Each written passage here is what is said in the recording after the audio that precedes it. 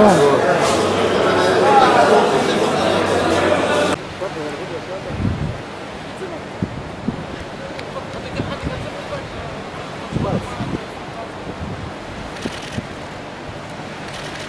est avec l'entraîneur là.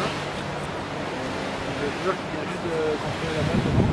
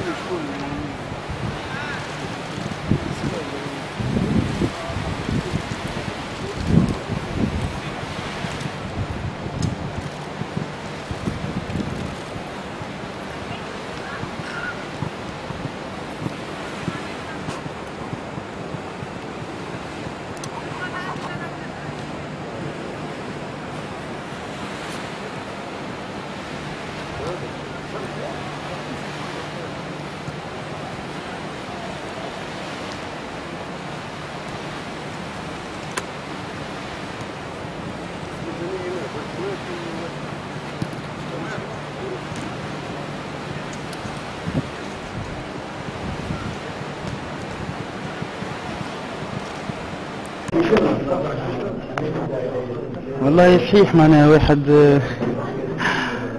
صحيح معناها اول مباراة لي معناها في الكوب دافريك واول كوب دافريك لي. ان شاء الله معناها انا خدمت على روحي معناها وجاتني وقعتني السنه في الفرصه هذه وجاتني الفرصه هذه معناها ما يلزمنيش معناها نسلم فيها بالسهل. ان شاء الله باش نعطي كل ما عندي ان شاء الله معناها الفورمه اللي انا فيها تويكا تحضر غدوه وتحضر في الماتشات الاخرين معناها ان شاء الله نشرف في بلادي وان شاء الله نكون في المستوى نتاع الجمهور نتاع الاطار الفني وان شاء الله ربي يوفقني ان شاء الله. مع احترامي لبعض الاسماء الصبر ما تذكرناش لخيبات بعض الاسماء في نسخها الكامل صراحه. نعرف بعض الاسماء اقحام المدربين الوطنيين يعني كانوا في الهجوم ما قنعوش صراحه هذا وما جابوش نتيجه. يعني عندنا ثقه فيك صبر.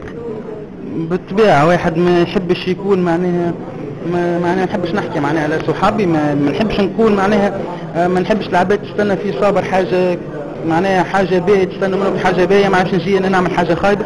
بالعكس معناها انا قلت لك باش نكون معناها في المستوى وان شاء الله نعطي معناها الماكسيموم من عندي باش نفرح جمهورنا وباش نرفع رايه بلادنا الفوق وان شاء الله ربي يوفقنا وان شاء الله معناتها الناس كلنا نكون ويد وحده وان شاء الله ربي معنا ان شاء الله.